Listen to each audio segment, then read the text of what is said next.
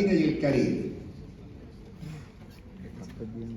De nuevo aquí quiero que nos pensemos como sujetos actuantes, es decir, como personas que intervenimos en que pase una cosa o pase otra. No es que nosotros vivimos y la realidad nos cae encima, sino que somos protagonistas de la realidad, en un sentido o en otro. El ensayo neoliberal, hoy todos hablamos de neoliberalismo, muchas veces ni siquiera sabemos qué es, pero todos sabemos que hay neoliberalismo.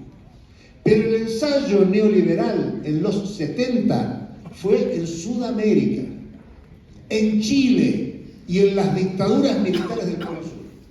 Ahí se ensayó la lógica neoliberal que hoy impregna a todo el mundo. Y hubo un segundo turno de afianzamiento de la lógica de liberalización de la economía, que eso es el neoliberalismo, que fue en los 90 con el Consenso de Washington. Esa C y W es Consenso de Washington. La semana pasada estuvimos en Washington recibiendo un premio a las organizaciones de jubilados en Argentina por la lucha en defensa de los derechos humanos. Y conocí Washington. Y ahí entendí lo que es el Consenso de Washington. En esa ciudad de poco más de 600.000 habitantes, en muy poquitas cuadras a la redonda está la Casa Blanca, la sede del Banco Mundial, la sede del Fondo Monetario Internacional, a la vuelta el FBI, muy cerquita de ahí el Capitolio. Digamos que en Washington está el poder del capitalismo mundial, la burocracia que define el rumbo del capitalismo mundial. Y ese Consenso de Washington dijo que América Latina lo que tenía que hacer en los 70, en los 80, en los 90 y hoy es un proceso de desregulación de la economía, de apertura, de liberalización, de privatización, de ir contra los derechos de trabajadoras y trabajadores, de pensionadas, pensionados, jubiladas y jubilados. Pero la respuesta de los pueblos en los 80 y los 90 es importantísima. Por eso ahí estamos nosotras y nosotros. El levantamiento de Chiapas en 1994, quizás uno de los pueblos más empobrecidos, no solo de la región, sino del mundo, nos dieron la voz de que se podía confrontar al gran poder. Cuando estaban inaugurando el Tratado de Libre Comercio del Norte, los indígenas empobrecidos de Chiapas dieron la voz de confrontación en el momento de auge de la liberalización, porque acababa de caer la Unión Soviética, no había imaginario socialista previsible y los pueblos originarios indígenas de Chiapas saltaron.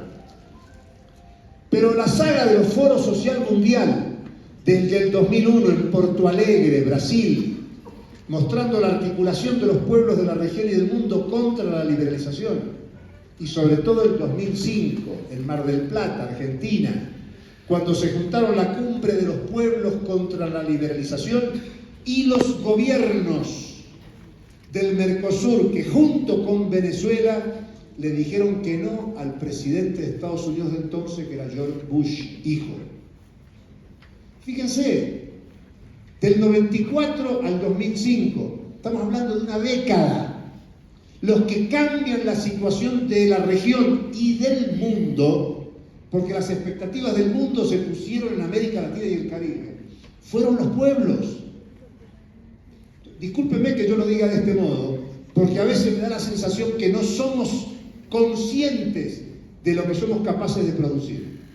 Cuando hay unidad estratégica, lucha compartida por objetivos comunes. Y esas luchas fueron la condición de posibilidad para la emergencia de gobiernos críticos.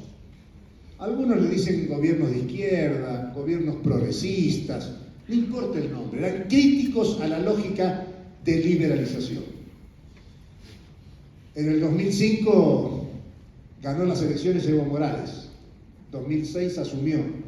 Ayer se hicieron las elecciones, segunda vuelta, dos postulantes de la derecha que lo que plantean es desarmar todo lo que se hizo en estos 20 años de gobierno en Bolivia, que entre otras novedades existe una constitución reformada en el 2009 que plantea a la economía comunitaria como parte de la economía plural boliviana, o que plantea el carácter plurinacional de la sociedad boliviana como identificación de lo que pasa en muchos países de América Latina y el Caribe, o que plantea que el objetivo en la sociedad es el vivir bien, y el vivir bien no es tener más dinero, el vivir bien es tener acceso a satisfacer las necesidades más generales e integrales del conjunto de la población.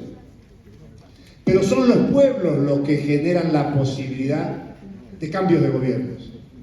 No es el liderazgo de fulana o fulano, sino que son los pueblos los que generan condición de posibilidad para que una fulana o un fulano ejerza el proceso de gobierno para avanzar en las transformaciones que los pueblos demandan. Por eso el paro. Y el paro es la condición de posibilidad para que se avance en resolver las necesidades de los trabajadores y las trabajadoras de ese interés. Hay que hacer un balance de estas 2 décadas, entre el 2005 y el 25. Porque, ¿qué hay en el medio, en estos 20 años? Hay iniciativa política de ellos, ellas, y de nosotras y nosotros. El lenguaje antiguo, lucha de clases. En estos 20 años ha habido iniciativa política para desandar la acumulación de poder popular en América Latina y el Caribe.